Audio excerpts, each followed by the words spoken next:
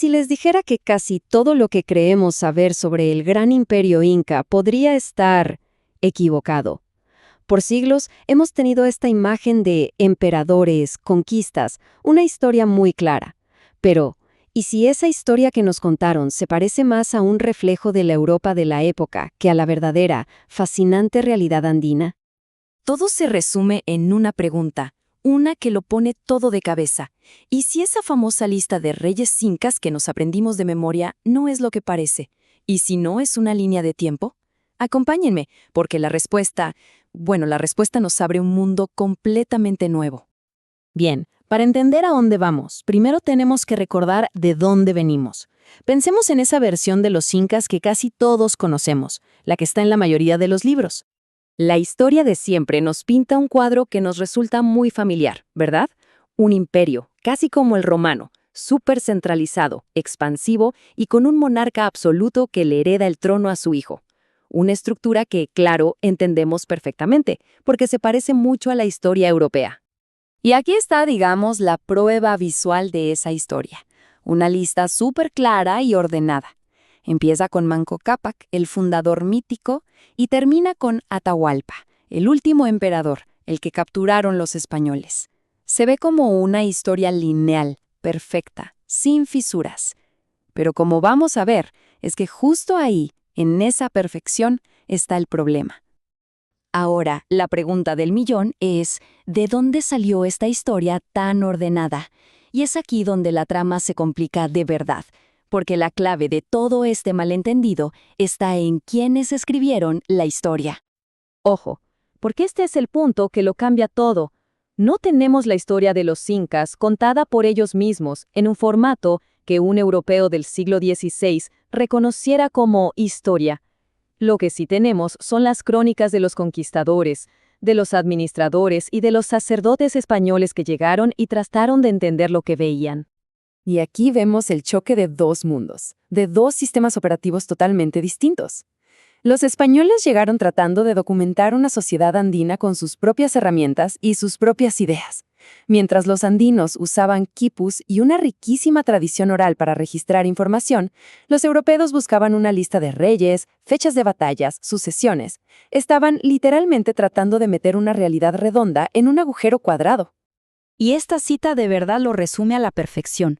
Los cronistas españoles no es que estuvieran descubriendo una monarquía, es que la estaban buscando.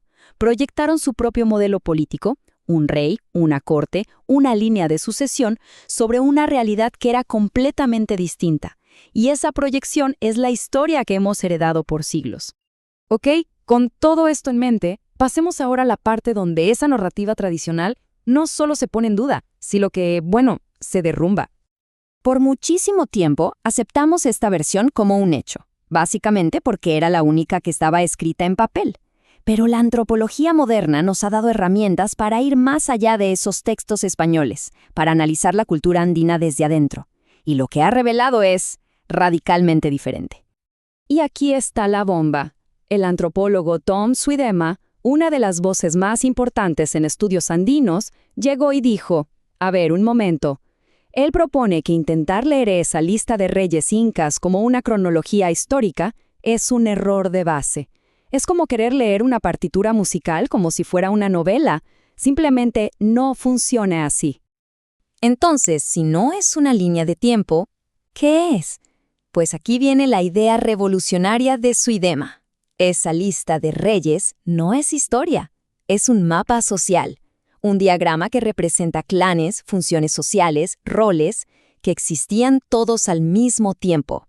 No es una secuencia, es una estructura.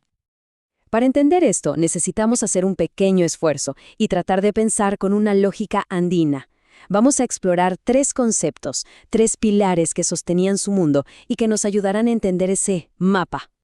El primero, y quizás el más importante, es el parentesco. En el mundo andino, la comunidad, los lazos familiares, lo eran todo. La riqueza no se medía en oro o tierras, sino en relaciones. Fíjense qué potente. La palabra quechua huacha significaba pobre, pero también huérfano. Estar solo era la peor pobreza. El segundo pilar es una economía sin mercados ni dinero como los conocemos. Funcionaba con 2 motores. Por un lado, la reciprocidad, la ayuda mutua entre la gente de la comunidad, un hoy por ti, mañana por mí. Y por otro, la redistribución. El Estado juntaba recursos con un sistema de trabajo rotativo llamado mita y luego los repartía donde hicieran falta. Era un sistema de seguridad social a una escala gigantesca. Y el tercer pilar que es fascinante es el dualismo. Para la mente andina, el universo entero estaba organizado en pares que se complementaban, alto y bajo, Hanán y Jurin. Las ciudades, como el Cusco, se dividían en dos mitades, los grupos sociales también, y es muy probable que esa lista de reyes refleje justamente esta dualidad, con gobernantes de la mitad de arriba y de la mitad de abajo gobernando al mismo tiempo.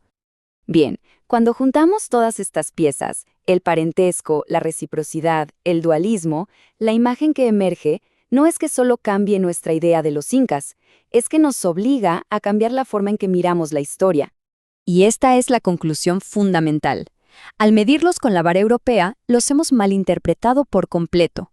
No fueron una monarquía que falló en desarrollar la escritura. No. Fueron una civilización que logró organizar una sociedad complejísima y muy próspera en uno de los territorios más desafiantes del planeta, usando su propia lógica social, su propia economía, su propia visión del mundo. Por eso, como decía el gran antropólogo John Murray, no tiene ningún sentido intentar ponerles etiquetas como socialista o feudal. Esos son conceptos que vienen de otra historia, de otro mundo. Para entender a los incas de verdad, tenemos que hacer el esfuerzo de ver el mundo a través de sus ojos. Entonces, para resumir y llevarnos las ideas claras, la historia que conocemos casi siempre dice más sobre quién la cuenta que sobre lo que pasó. Esa famosa lista de reyes incas es muy probablemente un mapa social, no una línea de tiempo. Y el verdadero genio de los incas estaba en sus ideas únicas sobre la comunidad, la economía y el cosmos. Y todo esto nos deja con una pregunta final, una que va mucho más allá de los incas. Si una de las civilizaciones más famosas y estudiadas del mundo fue tan profundamente malinterpretada durante tanto tiempo, ¿cuántas otras historias seguimos viendo a través del espejo equivocado?